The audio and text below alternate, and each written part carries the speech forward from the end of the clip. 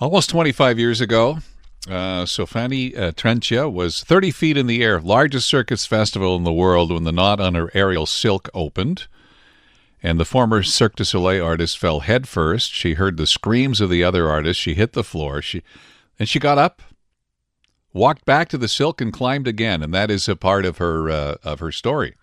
And her 5-minute speech at Breakthrough was titled the Second Grip, and she's made the finals of a speaking competition that's coming up in November, and she is on the line. Good morning.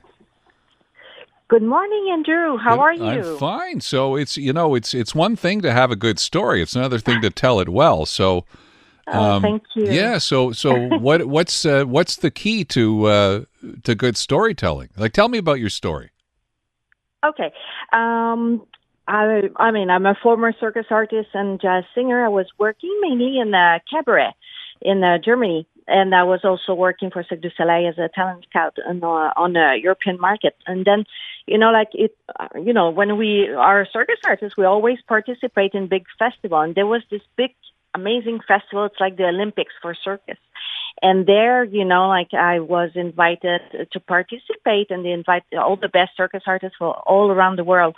And I was there, and I thought, okay, I have to impress the judges.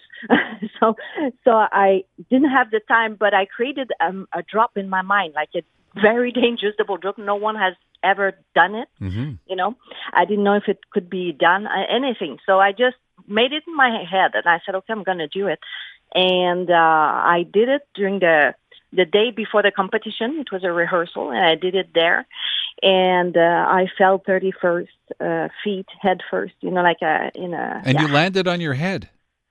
Or no, because when I fell, I kind of managed my body to kind of, fall on the side so that I can roll and divide the weight until, and that's what happened when I fell, my body just rolled. Mm-hmm. And by chance, because I knew I was very much in my body, I could, the weight was divided while I was rolling until the border of the wooden border of the stage. So it was very huge luck. So it's a bit of a miracle, let's say. So your story. You talk about the second grip. That's basically the theme of your story, the second grip? Yes, it's a second grip because when I stood up, I realized that I had pain in my shoulder, but that's all. And I just decided to climb back, because if I would not climb back, I knew my career was over. So I just climbed back, and I did the drop again so that the day after I could be ready to make my act. And this time it succeeded. And so the day after I did the act during the competition itself, and I won a medal for it. Wow. So now, in terms of this this speaking contest that's coming up, the finals, coming up in November, do you have to tell a new story, or is it you tell the same story? I'm not sure yet. I have to talk with Dan, the organizer, the founder and organizer of this event. So I'm not sure, but I guess I would talk the same, because I really like this story, because it's just a proof of how facing your fear and just giving yourself a chance to really, instead of listening your fear, you listen your will, that you can succeed, right? So it's a very good metaphor, but I have so many stories I can tell, actually. So it's not an issue if I have to change. It's not actually a problem. Yeah, because you've been all over the world. You've seen so much stuff. Yeah, yes, and I speak also. I have different speech, keynote that I speak a little bit everywhere around the world. So I've been in Europe and so on. So I'm used to speak in front of the audience, and also I've been on a stage all my life. So I'm a fish in the water, let's say.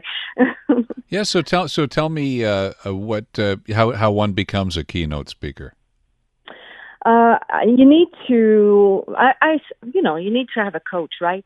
You have to know how to, I studied theater. This really helped me, actually, because I'm a French speaker at the base, so I'm very comfortable in English, but I had, I did years of a study in theater.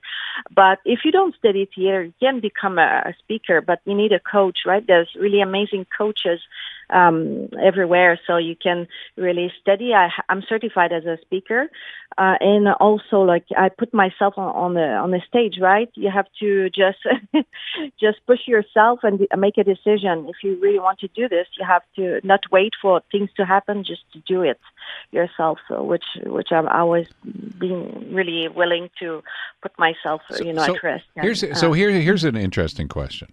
Mm-hmm. What is more important when you're a speaker, to speak well or to have a good story to tell? That's a good question. To tell it well or to have a good story? I think both, really. Yeah.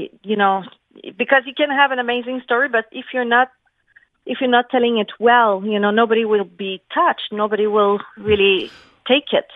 What's the key to connecting with the audience in a way that they're going to accept what you're telling? You have to feel it. Yeah. You have to feel your story. You have to be in your story to feel it, because you vibrate your emotion, and people receive these emotions. They feel the vibration, and also they can connect with their own life, and that's the key. Is people, they can say, okay, I had this experience, not exactly like that, but I had this experience in my life, and that's how I, okay, this is a key how I could behave next time when it happens to me, or what. It's always about what they, the lesson they take for themselves. I'm sure you've heard a lot of people speaking over the years, and yes. I have as well. And it always amazes me how oblivious some people are when they're speaking to the crowd. I've seen people falling asleep in the crowd when the person is speaking, because they're so boring, and they're just not aware that they should stop. Like they're just enough. Like we're not. No one's listening to you anymore. Is it not true? Oh, it's true. I'm very honest. Yes. You have to be very patient. Like a speaker slam is very good because it's 6 minutes, so you don't have that time to get bored. Or you can go to pee, right? Yeah, that's right.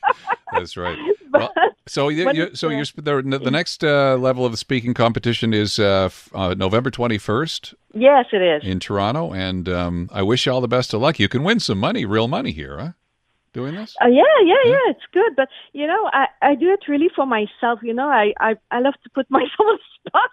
Yeah. And I love so much the audience. I love so much connecting with the people. And this is really the most important for me, is to, to connect with people, especially after COVID. It's so important to send love to people, You have a great day. Wish you all the best of continued success. Okay, take care. Thank you, Andrew. That's very nice of you. Bye-bye. Thank you. Bye-bye. Sofranie Trencia is a keynote speaker, mindset coach, and a former circus artist. It's 8:20. Coming up next, a little conversation with our favorite space nerd about the Artemis 2 mission. That's next.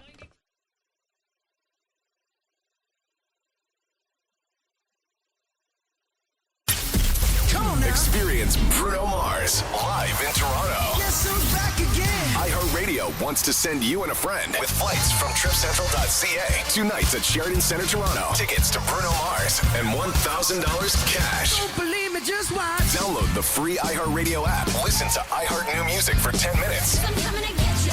Win your way to Bruno Mars. Will you be there? Oh, I just might. Every day you listen is another chance to win.